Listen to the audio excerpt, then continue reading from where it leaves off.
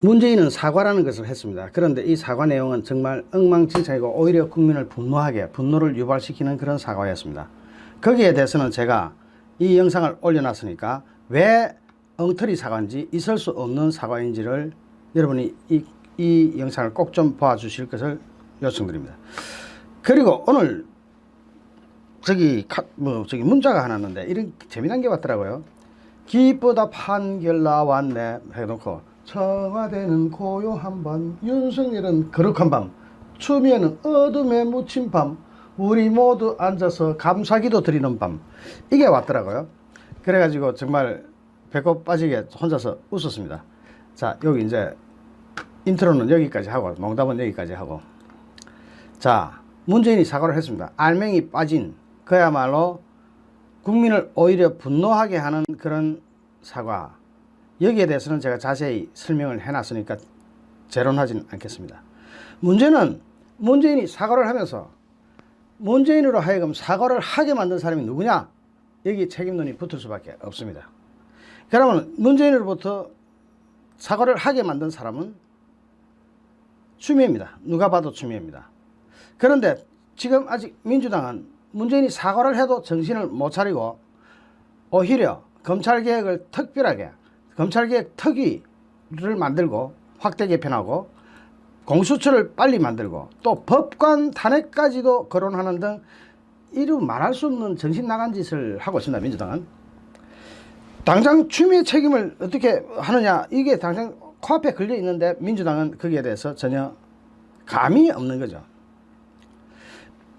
기름장은 민주당 이낙연, 법원이 윤석열 검찰총장에게 면죄부를 준 것은 아니다. 그런 점에서 윤 총장은 공직자로서 책임을 넣기에 옳다. 정치의 사법화, 사법의 정치화가 위험수위를 넘었다는 탄식이다. 이거 대개문들이 하는 이야기입니다. 공당의 당 대표가 대개문들 하는 이야기를 받아 적어가지고 그대로 읊어나가고 있습니다. 지금 이런 인식이라면 민주당은 제기가 불가능합니다. 전혀 불가능합니다. 민주당은 사실상 국민으로부터 외면 받았습니다. 그리고 문재인은 사실상 탄핵을 받은 겁니다. 이미 정치적으로 탄핵 선고가 나온 거나 마찬가지입니다. 어제의 그 법원 선고가 문재인이 탄핵 선고나 마찬가지입니다. 문재인의 레임덕 곧 시작될 것입니다. 레임덕 이미 시작됐다시피 한데 그래도 아직 충성 분자가 많이 남아 있어 가지고 레임덕이 좀 늘어지는 거 아니냐 했더니 지지율 빠지는 거 보고는 지금쯤 다 도망갈 준비를 하고 있습니다. 배가 파손될 때 난파선에서 제일 먼저 탈출하는 그 조그마한 짐승처럼 전부 다 탈출을 할 겁니다. 그렇다면은 이제 그런 판에서 끝까지 이제 자기 존재를 과시해야 되는 사람들도 있습니다. 김어준, 검찰과 사법이 하나가 돼서 법적 쿠데타를 만들어낸 게 아니냐.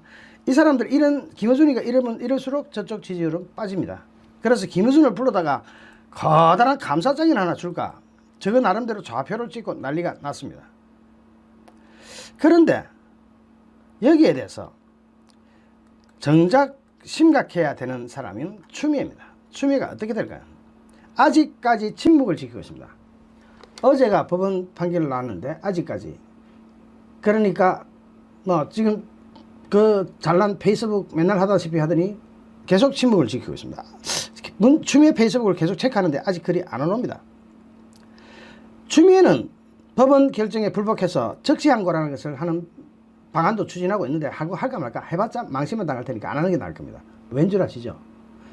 이번 판결에서 적시항고 해봤자 고등법원에 가봤자 똑같은 결론이 나오면 두 번 얻어 터지는 거다. 한 번 맞고 말아야 될 텐데 또 얻어 터지면 이건 이제 빈사 상태로 가는 거죠. 막 정신 없습니다. 이제 막 한참 시기 맞았는데 그러다 막 맞은편으로 또 시기 맞으면 이제 정신 나쁩니다.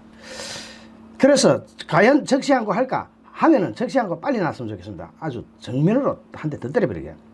그런데 지금 걸려있는 거는 검찰 인사입니다. 1월 20일까지 해야 됩니다. 그러면은 어제의 그 판결이 나오고 추미애가 지금 오늘이라도 또는 28일 월요일이라도 기왕에 사표 냈으니까 추미애의 몸부림이 점점 더 격화되고 있습니다. 이 몸부림. 임종석과 문재인을 구하기 위한, 구출하기 위한, 그리고 4.15 총선을 자기네들 마음대로 주무르기 위한 그런 작업이, 그런 몸부림이 점점 더 격화되고 있습니다. 메이펑크님, 22F님, 고건호님, 김진태 의원님, 대통령 가자님, 강민호님 감사합니다. 이도호님 반갑습니다. 자, 지금 추미애가 공소장을 덮어버렸는데, 비공개했는데, 여기에 대해서 데일리안이 여론조사를 해봤습니다. 해보니까 공소장을 비공개하는 것이 잘한 일이다, 잘못한 일이다. 부정평가에서 매우 잘못함이 44.7%, 잘못한 편이다가 10.6%, 데일리안에서 한 겁니다. 55.3%가 부정평가고, 질문 요지는 상당히 리저너블합니다. 추미애 법무부 장관이 청와대 선거개입 사건 공소장을 비공개한 것에 대해서 어떻게 생각하십니까? 하니까 부정평가가 55.3%입니다. 잘한 편이 17.4%, 매우 잘한 편도 17.5%, 요 두 개가 합쳐서 34.9%, 대깨문들이 약 34.5% 정도가 34.9%, 35% 정도의 대깨문, 문바들이 존재하고 있다는 것을 보여주는 여론조사입니다. 특히 지금 어느 정도 정치 성향이랄까, 자기 자신을 당신이 진보입니까 보수입니까 또는 당신이 좌파입니까 우파입니까를 물었을 때 정치 성향 자체가 여기가 보수입니다. 빨간 게 19.9%, 약 20%고, 여기가 중도 진보입니다. 파란색. 요게 24.8% 해가지고 자기 자신을 보수 성향이다 이렇게 나타내는 사람의 숫자가 점점 늘어나고 있습니다. 아마 상당히 많이 늘어난 것 같은데요. 보수 결집 현상이 나타나고 있는 겁니다. 제가 여러 차례 분석했듯이 지금 현재 우리 선거 지평에서 볼 때, 선거 분석을 할 때 당신의 성향이 무엇이라고 생각하십니까? 이것이 굉장히 중요한 질문입니다. 왜냐? 우리가 볼 때 사실 자신을 보수라고 생각하시는 분들이 많으면 많을수록 이쪽 표가 많아지죠. 그러니까 누구를 찍겠습니까? 이거는 샤이 현상이 있을 수 있습니다. 약간 부끄러워하는 듯한 현상.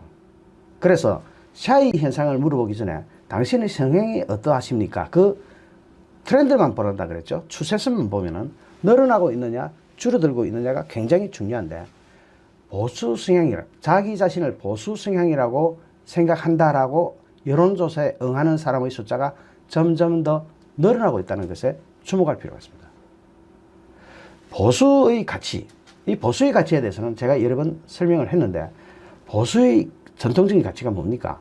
헌법에 대한 수호, 그리고 반공의식, 그리고 도덕적 우위, 이런 겁니다. 보수가 도덕적으로 우위에 있죠.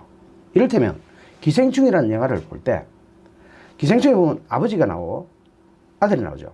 아들과 딸이 조국이 하는 것처럼, 조국과 정경심이 하는 것과 똑같이 한치도 안 틀리게 서울대 총장 직인 위조해가 싹 포토샵으로 옮기고 하는 그런 장면이 다 나옵니다.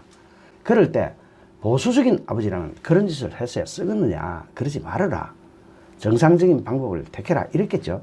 그것이 보수 성향이에요. 보수 성향은 도덕적으로 굉장히 우위에 있습니다. 그러니까 자기 자신을 보수라고 나타낼 수 있도록 사회가 그것을 리드해 줘야 되는데 그것을 못 해왔습니다. 잠깐만요.